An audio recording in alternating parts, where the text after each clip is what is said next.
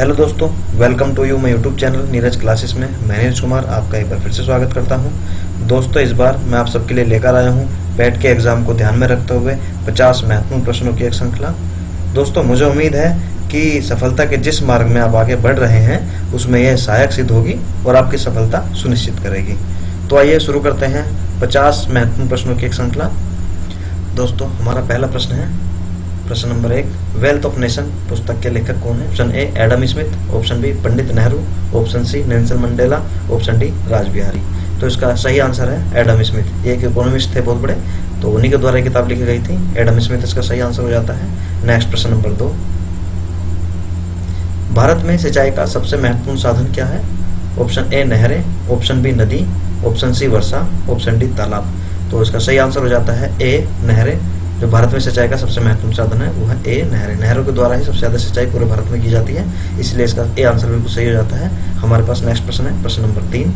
प्रश्न नंबर 3, औद्योगिक क्रांति सर्वप्रथम किस देश में हुई थी?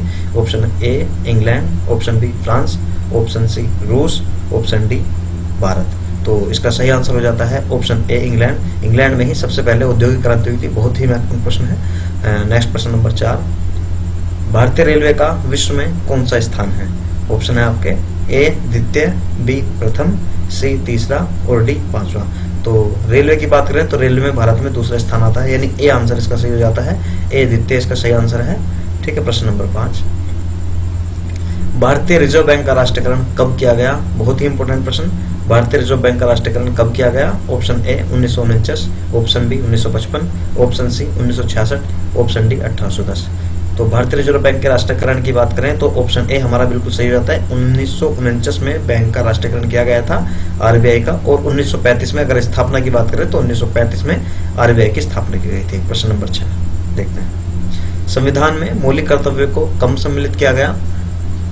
संविधान में मौलिक कर्तव्य को, क्योंकि जब संविधान बना था, जो मूल संविधान था उसमें मौलिक कर्तव्य नहीं थे, इनको बाद में ऐड किया गया। तो पूछा गया कब ऐड किया गया है? तो ऑप्शन है 1976, ऑप्शन बी 1978, ऑप्शन सी 1956 और ऑप्शन डी 2002।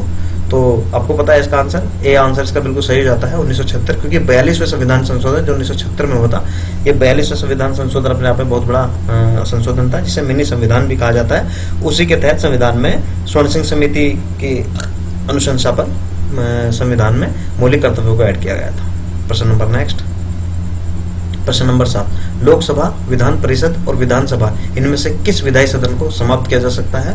तो ऑप्शन है विधानसभा, बी लोकसभा, ए विधान ऑप्शन थोड़े से इसमें ऊपर नीचे हैं, कोई बात नहीं। ऑप्शन ए विधान परिषद और ऑप्शन सी राज्यसभा। तो इसमें सभी महत्वपूर्ण हैं, लेकिन विधान परिषद की बात करें तो इसको हटाया जा सकता है, समाप्त किया जा सकता है, उसके प्रकार भी उसके बिना भी सरकार चल सकती है। तो ऑप्शन ए विधान परिषद इसका सही आंसर हो जाएगा। ठीक है, तो आगे देखते हैं। प्रश्न नंबर 8, वायुमंडलीय दाब मापने का पैमाना है, यानी वायुमंडल दाब किसके द्वारा मापा जाता? डेकामीटर, बी वोल्टमीटर, सी मिलीमीटर, डी बैरोमीटर। तो वायुमंडल दाब नापने के लिए बैरोमीटर का प्रयोग किया जाता है, इसलिए डी आंसर हमारा बिल्कुल सही हो जाता है। प्रश्न नंबर 9, रेफ्रिजरेटर में कौन सी गैस प्रयुक्त की जाती है? रेफ्रिजरेटर का मतलब फ्रिज में कौन सी गैस प्रयोग में लाई जाती है? Option A nitrogen, B carbon, C oxygen और डी फ्रीओन। तो डी इसका आंसर बिल्कुल सही हो जाता है, और फ्रिज में हमें फ्रीओन गैस देखने को मिलती है, उसी का प्रयोग किया जाता है। तो डी आंसर हमारा बिल्कुल सही हो जाता है। प्रश्न नंबर 10, हीटर के जो तार होते हैं किस चीज के बने होते हैं? बहुत ही महत्वपूर्ण है। हीटर के तार किस चीज के बने होते हैं? ए तांबे के, बी चांदी के, सी सोने के, डी नाइक्रोम के। तो डी इसका आंसर बिल्कुल सही है। तो नाइक्रोम के तार बने होते हैं हीटर के। प्रश्न नंबर 11, विश्व का सबसे बड़ा नदी द्वीप माजुली असम के किस जिले में स्थित है? देखो, विश्व का सबसे बड़ा द्वीप जो भारत में ही है वो असम में है, जिसका नाम है माजुली। तो वो किस जिले में स्थित है ये पूछा गया है। प्रश्न को ध्यान से पढ़ लेना चाहिए एक बार। पातालपुरी, दार्जिलिंग, मुनावरी और शिवसागर। तो ए आंसर इसका हो जाएगा पातालपुरी, इसका सही आंसर है। वहीं पर जो असम में एक द्वीप है माजुली, वही देखने को मिलता है। ये ब्रह्मपुत्र नदी में मिलता है, ब्रह्मपुत्र नदी के बीचों बीच है। प्रश्न नंबर 12, ध्वनि की चाल सबसे अधिकतम किस में होती है? ध्वनि यानी साउंड की चाल जो सबसे अधिक होती है वो किस में होती है? ए स्टील में, बी लोहे में, सी जस्ते में या फिर डी पीतल में। तो ए इसका आंसर हो जाएगा स्टील में। स्टील में जो ध्वनि की चाल होती है वो सबसे ज़्यादा होती है, बहुत बार एग्जाम में पूछा जाता है, तो ध्यान रखना स्टील में ध्वनि की चाल सबसे ज़्यादा होती है। प्रश्न नंबर 13, किसे भविष्य की धातु कहा जाता है? बहुत ही लेटेस्ट प्रश्न है और बहुत ही इंपॉर्टेंट है, आजकल सभी एग्जाम में इसको पूछा जा रहा है, तो उसको अच्छी तरह से याद रखना। किसे भविष्य की धातु कहा जाता है? A lead, B titanium, C mercury और डी प्लेटिनम। तो टाइटेनियम इसका सही आंसर हो जाएगा, यानी बी इसका सही आंसर है टाइटेनियम। बहुत इंपॉर्टेंट है, याद रखना इसको दोस्तों। प्रश्न नंबर नेक्स्ट, भारत के उपग्रह प्रक्षेपण स्टेशन कौन से शहर में स्थित है? कोटा, श्रीहरिकोटा, नागौर या पुणे? बी इसका आंसर बिल्कुल सही है, श्रीहरिकोटा में जो भारत के उपग्रह हैं वो स्थित हैं। प्रश्न नंबर 15, एक एक्सेल वर्कशीट में कॉलमों की संख्या अधिक से अधिक कितनी होती है? जो एक्सेल होता है उसमें जो वर्कशीट होती है उसमें रो होते हैं, कॉलम होते हैं, तो उसमें पूछा गया कॉलम की मैक्सिमम संख्या कितनी हो सकती है? 256, 156, 208 या फिर 112? तो ए आंसर इसका हो जाएगा, यानी 256 जो कॉलम है वो मैक्सिमम हो सकते हैं, उससे ज़्यादा नहीं हो सकते, तो ए आंसर इसका हो जाएगा 256। प्रश्न नंबर 16, भारत का पहला परमाणु रिएक्टर है, भारत का पहला परमाणु रिएक्टर कौन सा है? ये पूछा गया है इसमें। उसका नाम ए उर्वशी, बी अप्सरा, सी मेनका या डी कर्म? तो इसका जो सही आंसर है बी इसका सही आंसर है अप्सरा, वही भारत का पहला परमाणु रिएक्टर है। प्रश्न नंबर 17, भारतीय राष्ट्रीय कांग्रेस के संस्थापक कौन थे? सभी बच्चे इसका आंसर जानते होंगे, उम्मीद है मुझे। ए ओ ह्यूम, जवाहरलाल नेहरू, मोतीलाल नेहरू या फिर जनरल डायर? देखो जनरल डायर तो हो ही नहीं सकता, ये तो आप भी जानते हैं।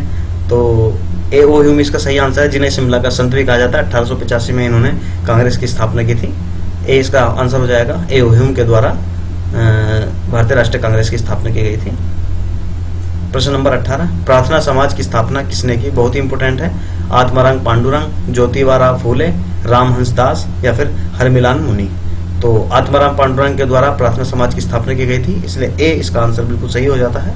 प्रश्न नंबर 19, पूर्वोत्तर राज्य में सबसे बड़ा राज्य कौन सा है? भारत की जो 7 सिस्टर हैं उसमें जो सबसे बड़ा राज्य है वो कौन सा है? अरुणाचल प्रदेश, सिक्किम, नागालैंड या फिर असम? तो अरुणाचल प्रदेश सबसे बड़ा राज्य है पूर्वोत्तर का, तो वही इसका आंसर हो जाएगा A. Question number 20, Great Dividing Range पहाड़ जो पर्वत है, ग्रेट डिवाइडिंग रेंज आपने सुना होगा, वो कहाँ पर है? एशिया में है, अटलांटिका में है, यूरोप में है या फिर ऑस्ट्रेलिया में है? देखो ग्रेट डिवाइडिंग रेंज हमें ऑस्ट्रेलिया में देखने को मिलता है, ये पर्वत जो है पहाड़ ऑस्ट्रेलिया में है, इसलिए इसका डी आंसर बिल्कुल सही हो जाएगा। प्रश्न नंबर 21, काला सागर एक समुद्र है, काला सागर एक समुद्र है, हमें कहाँ देखने को मिलता है? प्रश्न नंबर ऑप्शन ए दक्षिण पूर्वी अमेरिका, बी ऑस्ट्रेलिया, सी उत्तरी अमेरिका या फिर डी दक्षिण पूर्वी यूरोप? तो इसका सही आंसर हो जाएगा दक्षिण पूर्वी यूरोप, इसका बिल्कुल सही आंसर है, यानी डी में जो है दक्षिण पूर्वी यूरोप में हमें काला सागर समुद्र देखने को मिलता है। ठीक है। 22, बहुत ही इंपॉर्टेंट, रोगीज पर्वत किस महाद्वीप में है? रोगीज पर्वत किस महाद्वीप में हमें देखने को मिलते हैं? Option A Asia, option B Africa, option C उत्तरी अमेरिका या फिर ऑप्शन डी दक्षिण अमेरिका? देखो उत्तरी अमेरिका दक्षिण अमेरिका दोनों अमेरिका हैं, लेकिन दो अलग अलग महाद्वीप हैं, उत्तरी अमेरिका और दक्षिण अमेरिका। तो इसका सही आंसर हो जाएगा सी उत्तरी अमेरिका। उत्तरी अमेरिका में ही रोकीज पर्वत है और दक्षिण अमेरिका में एंडीज पर्वत हमें देखने को मिलता है। प्रश्न नंबर 23, देखो पैट का जो एग्जाम है उसमें कुछ प्रश्न हिंदी के भी आएंगे, इसलिए मैंने भी उसमें कुछ प्रश्न हिंदी के भी आपके लिए लाया हूँ। जो सफलता है देखते हैं उसमें कितनी सार्थक सिद्ध होती है। तो प्रश्न नंबर 23, अक्षय क्षत्रिय जो है, तैत्रिशूल और ज्ञानी, ये तीनों जो व्यंजन है ये क्या है? तो ऑप्शन देखते हैं। पहला संयुक्त व्यंजन है, उसमें व्यंजन है, तय वर्गीय व्यंजन है या फिर इनमें से कोई नहीं? तो जो अक्षय क्षत्रिय, तैत्रिशूल और ज्ञानी है ये संयुक्त व्यंजन है, सॉरी, ये दो जो स्वर दो व्यंजनों को मेल करके बनते हैं तो संयुक्त व्यंजन उन्हें बोलते हैं, तो ये संयुक्त व्यंजन है, इसलिए ए आंसर इसका बिल्कुल सही हो जाता है। प्रश्न नंबर 24, समास कितने प्रकार के होते हैं? समास कितने प्रकार के होते हैं? बहुत ही इंपॉर्टेंट है। ए 2 प्रकार के, बी 4 प्रकार के, सी 6 प्रकार के या फिर डी 8 प्रकार के?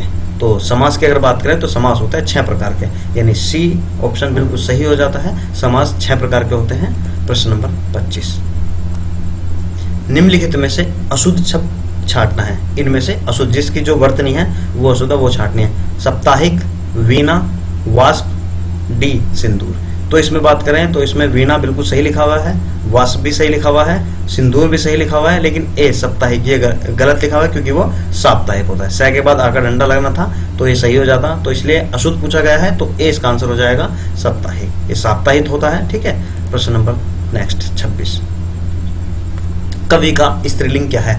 जो कवि शब्द है वो पुल्लिंग होता है, इसका स्त्रीलिंग क्या होता है? बहुत बार एग्जाम में पूछा जाता है, हिंदी का कोई एक ऐसा पेपर होगा जिसमें ये ना पूछा गया हो, तो इसको बहुत अच्छी तरह से आप सबको याद रखना है। कवि, कवियत्री, कवियाणी, कवित्री या फिर इनमें से कोई नहीं। देखो ए बी तो बिल्कुल गलत है, सी हमें देखने में लगता है सही है, तो वही इसका आंसर हो जाएगा सी, कवियत्री। इसकी जो वर्तनी है उसको आप एक बार देख लेना अच्छे से, ये बहुत बार एग्जाम में पूछा जाता है। प्रश्न नंबर 26 का सी आंसर बिल्कुल सही है। प्रश्न नंबर 27, पेड़ से फल गिरा इस वाक्य में किस कारक की विभक्ति है? देखो कारक कई प्रकार के कारक होते हैं, उनमें से पूछा गया है कि पेड़ से फल गिरा, यानी पेड़ से फल गिरा यानी वो अलग होने पर किस कारक का प्रयोग किया जाता है? अलग होना, ऐसे याद रखेंगे, पेड़ से फल गिरा तो मतलब अलग हो गया। संबंध कारक, अपादान कारक, संप्रदान कारक या फिर अधिकरण कारक, बहुत ही इंपॉर्टेंट है। तो बी अपादान, अपादान कारक इसका आंसर होगा। तो ध्यान रखिएगा, अलग होने पर कौन सा होता है? अपादान। और संबंध बताया जाता है तो वहां पर संबंध होता है। ठीक है, प्रश्न नंबर 28, सूर्योदय का सही संधि विच्छेद क्या है? सूर्योदय का संधि विच्छेद, ऑप्शन देखते हैं, सूर्यो प्लस दय, सूर्य प्लस उदय, सूर्य प्लस उदय या फिर इनमें से कोई नहीं। तो इसका सही आंसर हो जाएगा सूर्य प्लस उदय, यानी सी इसका बिल्कुल सही आंसर है। प्रश्न नंबर 29, बहुत ही इंपॉर्टेंट प्रश्न आप सबके सामने, विश्व जैव विविधता दिवस कब मनाया जाता है? देखो आजकल जितने भी पर्यावरण से संबंधित प्रश्न हैं वो सब महत्वपूर्ण हैं, चाहे उससे संबंधित डे हो, कोई भी जो सम्मेलन हो रहे हो, कोई भी विषय हो, थीम हो, अगर वो पर्यावरण से संबंधित है तो आज के किसी भी एग्जाम में वो महत्वपूर्ण हो जाती है। उससे संबंधित सभी फैक्ट को आप अच्छी तरह से याद कर लेना। तो देखते हैं विश्व जैव विविधता दिवस कब मनाया जाता है? ए 22 मार्च, बी 22 अप्रैल, सी 22 मई या फिर डी 22 जून। तो सी इसका आंसर बिल्कुल सही हो जाएगा, 22 मई को ही जैव विविधता दिवस मनाया जाता है। अगर जल दिवस की बात करें तो भी 22 मार्च, पृथ्वी दिवस की बात करें तो 22 अप्रैल। देखो ये सारी चीजें 22 मई हमें देखने को मिलती है, तो याद रखना 22 में क्या क्या कंफ्यूजन नहीं। विश्व जैव विविधता दिवस की बात करें तो 22 मई, जल दिवस की बात करें तो 22 मार्च, पृथ्वी दिवस की बात करें तो 22 अप्रैल। इस तरह से आप सब याद रख सकते हैं। प्रश्न नंबर 29 का आंसर सी बिल्कुल सही है। प्रश्न नंबर 30, विश्व हिंदी दिवस मनाया जाता है, विश्व हिंदी दिवस कब मनाया जाता है? ऑप्शन है 16 अगस्त, बी 14 सितंबर, सी 25 जनवरी या फिर डी 11 जुलाई। तो बी इसका सही आंसर है, 14 सितंबर को विश्व हिंदी दिवस मनाया जाता है। प्रश्न नंबर 31, स्वतंत्रता आंदोलन के दौरान रविंद्रनाथ टैगोर ने नाइटहुड की उपाधि किस घटना के विरोध में वापस कर दी थी? जब स्वतंत्रता आंदोलन चल रहा था तो ऐसी दर्दनाक असहनीय घटना भारतीयों के साथ हुई थी जिसमें बहुत सारे नेताओं ने अपनी जो उपाधियां अंग्रेजों के द्वारा दी गई थी उनको वापस कर दिया था। वो कौन सी घटना थी वही इसमें पूछा गया है। बंगाल विभाजन, जलियांवाला बाग हत्याकांड, भगत सिंह, राजगुरु और सुखदेव को मृत्युदंड या फिर इनमें से कोई नहीं। तो इसका सही आंसर हो जाता है जलियांवाला बाग हत्याकांड, जो 23 अप्रैल 1919 को हुआ था। उसी के कारण ही जिसमें जनरल डायर ने 79 लोगों पर गोलियां चलवाई थी जलियांवाला बाग में, ये अमृतसर में है, उसी में 79 लोगों पर गोलियां चलवाई थी जनरल डायर ने। उसी के विरोध में रविंद्रनाथ टैगोर ने अपने नाइटहुड की जो उपाधि थी उसको वापस कर दिया था। तो 20 का आंसर बिल्कुल सही हो जाता है। अगला प्रश्न 32वां, बहुत ही महत्वपूर्ण प्रश्न, पूना समझौते के संदर्भ में कौन सा कथन असत्य है?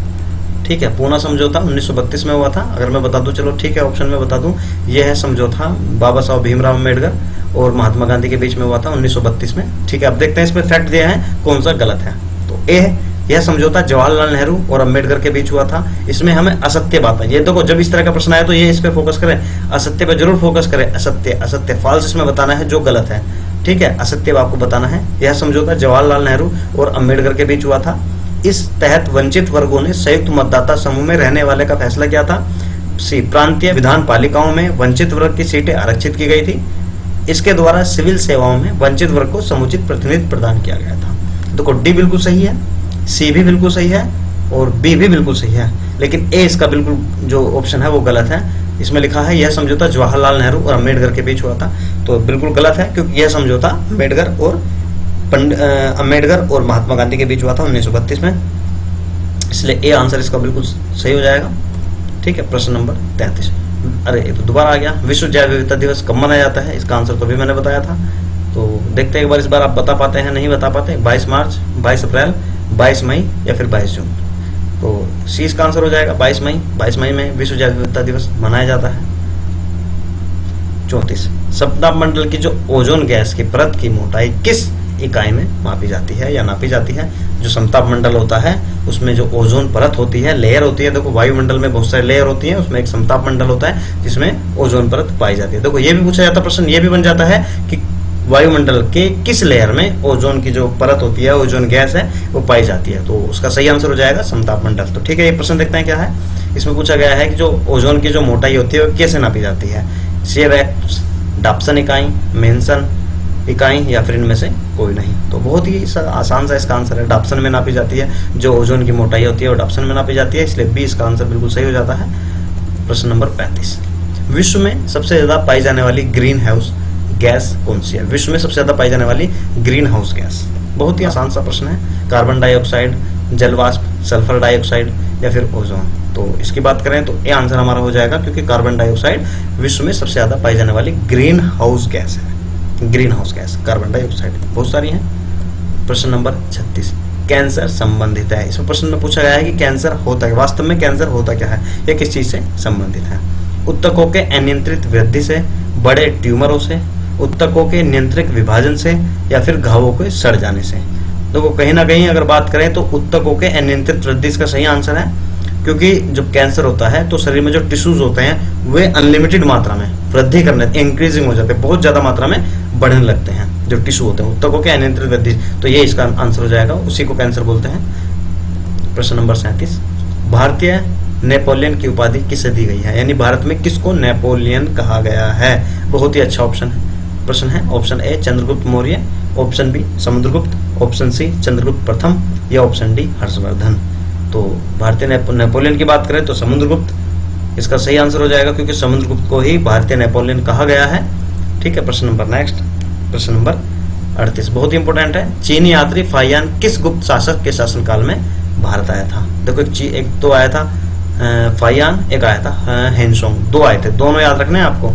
ठीक है, अभी दोनों के बारे में बताऊंगा। अगर फाहियान की बात करें तो इसके ऑप्शन है चंद्रगुप्त मौर्य, बी समुद्रगुप्त, सी चंद्रगुप्त द्वितीय या फिर विक्रमादित्य, ऐसे विक्रमादित्य इनकी उपाधि थी, या फिर कुमारगुप्त। तो फाहियान की बात करें तो सी आंसर इसका बिल्कुल सही हो जाता है, क्योंकि चंद्रगुप्त द्वितीय या फिर विक्रमादित्य के शासनकाल में ही फाहियान जो है वो चीनी यात्री भारत आए थे, और एक आए थे हेनसोंग, वो हर्षवर्धन के समय में भारत आए थे। ध्यान रखना दोस्तों, हेनसोंग हर्षवर्धन के समय में भारत में आए थे और फाहियान चंद्रगुप्त द्वितीय या फिर विक्रमादित्य के शासनकाल में भारत आए थे। प्रश्न नंबर 39, पुलित्जर पुरस्कार किस क्षेत्र में दिया जाता है? पुलित्जर एक पुरस्कार है और वो किस फील्ड में या फिर क्षेत्र में दिया जाता है? इसका ए ऑप्शन है खेल में, बी उद्योग में, सी विज्ञान में या फिर डी पत्रकारिता में। तो इसका सही आंसर हो जाएगा डी पत्रकारिता में पुलित्जर पुरस्कार प्रदान किया जाता है। प्रश्न नंबर 40, हड़प्पा सभ्यता की खोज किसने की थी? हड़प्पा सभ्यता बहुत इंपॉर्टेंट, दयाराम साहनी, राखल दास बनर्जी, सर जॉन मार्शल या इनमें से कोई नहीं। तो ए इसका सही आंसर हो जाएगा, दयाराम साहनी ने 1921 में हड़प्पा सभ्यता की खोज की थी। इसके पीछे एक कहानी भी है, दो लोग थे जो रेल की पटरी बनाने के लिए, आपने सुनी होगी, रेल की पटरी बनाने के लिए पटरी ढूंढ रहे थे और वहीं पे मिल जाती है पाकिस्तान में। चलो ठीक है, आगे देखते हैं। प्रश्न नंबर 41, सौरमंडल का सबसे ऊंचा पर्वत, सौरमंडल का सबसे ऊंचा पर्वत निक्स ओल्पिया है। आप जानते होंगे जो माउंट एवरेस्ट से भी 3 गुना ऊंचा, देखो कितना बड़ा होगा। माउंट एवरेस्ट दुनिया का सबसे ऊंचा पर्वत है, लेकिन इससे भी बड़ा, इससे भी 3 गुना बड़ा है। ये किस ग्रह पर स्थित है? बहुत ही नया क्वेश्चन है लेकिन बहुत इंपॉर्टेंट है। मंगल ग्रह पर, बृहस्पति पर, शनि पर या फिर इनमें से कोई नहीं। पृथ्वी पर होता तो पृथ्वी पर तो एवरेस्ट ही है, सौरमंडल में पूछा है तो मंगल, बृहस्पति, शनि या फिर इनमें से कोई नहीं। तो मंगल ग्रह पर हमें देखने को मिलता है निक्स ओलंपिया जो है, ओलंपिया, ये मंगल ग्रह पर है स्थित सबसे ऊंचा पर्वत है। प्रश्न नंबर 42, 2.5 दिन का झोपड़ा नामक मस्जिद का निर्माण किसने कराया था? 2.5 दिन का झोपड़ा, 2.5 दिन का झोपड़ा नामक मस्जिद का निर्माण किसने कराया था? इल्तुतमिश, कुतुबुद्दीन ऐबक, अकबर या फिर बाबर। 2.5 दिन का झोपड़ा इसको इसलिए बोला जाता है क्योंकि इस झोपड़ों को बनाने में पूरे 2.5 दिन लगे थे। केवल 2.5 दिन में झोपड़ा, इमरजेंसी में, आपातकाल की एक परिस्थिति थी जिसमें केवल 2.5 दिन में झोपड़े को तैयार कर दिया गया था। तो वो घटना है कुतुबुद्दीन ऐबक। तो प्रश्न नंबर 42 का जो सही आंसर हो जाएगा वो हो कुतुबुद्दीन ऐबक। प्रश्न नंबर 43, किस तापमान पर जल का घनत्व अधिकतम होता है? किस तापमान पर? Option A 0 degree Celsius, option B 1 degree Celsius, option C 2 degree Celsius, option D 4 degree Celsius. तो जो अगर जल के तापमान की बात करें तो वो 4 डिग्री सेल्सियस पर अधिकतम होता है, तो डी इसका आंसर हो जाएगा। प्रश्न नंबर 44, राज्यसभा का सभापति कौन होता है? लोकसभा अध्यक्ष, उपराष्ट्रपति, राष्ट्रपति या फिर प्रधानमंत्री? राज्यसभा के सभापति। देखो इस संबंध में मैं वीडियो भी बना चुका हूं, वहां पर इसको अच्छी तरह से मैंने समझाया है। इस राज्यसभा के जो सभापति होते हैं वो होते हैं उपराष्ट्रपति। उपराष्ट्रपति अपने आप में कोई काम नहीं करते, इसीलिए इनको राज्यसभा का सभापति के रूप में तैनात किया जाता है कि वहां पे तो कुछ करते ही नहीं, उपराष्ट्रपति हैं, तो ये राज्यसभा का सभापति के रूप में कार्य करें। ठीक है, अगला प्रश्न, एलिसा जांच किस रोग की पहचान करती है? देखो एलिसा एक टेस्ट होता है और वो किस रोग के लिए होता है, यह प्रश्न है। ऑप्शन एक बार देख लेते हैं। ए कैंसर के लिए, बी टीबी के लिए, सी एड्स के लिए, डी पोलियो के लिए। तो एलिसा जांच की अगर बात करें तो हमेशा याद रखना इसका जो सी है वो है एड्स। एड्स इसका सही आंसर है। एड्स के लिए जो जांच होती है वो एलिसा टेस्ट होता है, उसी के माध्यम से पता चलता है कि वो एड्स है। 43 का सही आंसर हो जाएगा एड्स एलिसा टेस्ट। प्रश्न नंबर 46, IMF का मुख्यालय कहाँ है? इंटरनेशनल मॉनेटरी फंड का मुख्यालय कहाँ है? वियना, बी मनीला, सी वॉशिंगटन डीसी, डी न्यूयॉर्क। तो कुछ ज्यादातर के जो मुख्यालय हैं वो जिनेवा में देखने को मिलते हैं, लेकिन यहाँ पर तो जिनेवा ऑप्शन में नहीं है। लेकिन कुछ भी हो, IMF की बात करें तो IMF का जो सही IMF का जो मुख्यालय है वो हमें वॉशिंगटन डीसी में देखने को मिलता है, यानी इसका सी आंसर बिल्कुल सही है। 46वें का आंसर सी बिल्कुल सही। 47वां प्रश्न नंबर 47, अर्जुन अवार्ड किस क्षेत्र में दिया जाता है? अर्जुन अवार्ड बहुत ही इंपॉर्टेंट है, बहुत सारे एग्जाम में पूछा जाता है। ए संगीत, बी पत्रकारिता, सी खेल या फिर डी कला। तो अर्जुन अवार्ड की बात करें तो खेल में दिया जाता है, इसलिए सी आंसर इसका बिल्कुल सही हो जाता है। प्रश्न नंबर 48, दक्षिण भारत की गंगा किस नदी को कहा जाता है? दक्षिण भारत की गंगा, गंगा अपने आप में है, लेकिन दक्षिण भारत की गंगा किसे कहा जाता है? ए कावेरी, बी गोदावरी, सी कृष्णा, डी नर्मदा। तो दक्षिण भारत की गंगा की बात करें तो कावेरी नदी को दक्षिण भारत की गंगा कहा जाता है, तो इसलिए ए जो ऑप्शन है वो बिल्कुल सही हो जाता है। प्रश्न नंबर 49, एक स्वस्थ मनुष्य के शरीर का ताप कितना होता है? जो बिल्कुल स्वस्थ मनुष्य होता है, हेल्दी मनुष्य होता है, उसका शरीर का टेम्परेचर कितना होता है? A 37 degree Celsius, B 37 degree Fahrenheit, C 98.6 degree Celsius या फिर इनमें से कोई नहीं। तो स्वस्थ मनुष्य का तापमान की बात करें तो 37 डिग्री सेल्सियस, सेल्सियस की बात करें तो 37 डिग्री सेल्सियस मनुष्य का जो तापमान होता है वो होता है।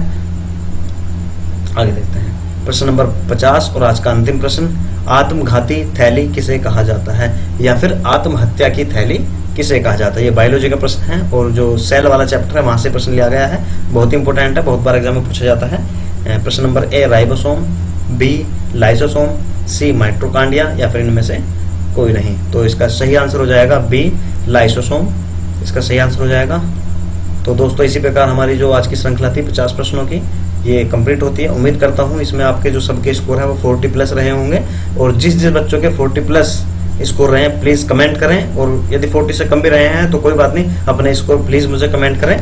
और उम्मीद करता हूँ कि वीडियो आपको पसंद आई होगी। यदि पसंद आई है तो प्लीज शेयर करें, सब्सक्राइब करें, कमेंट करें, और यदि आपने चैनल को सब्सक्राइब कर दिया है तो प्लीज बेल का जरूर दबाएं। ठीक है, थैंक यू सो मच।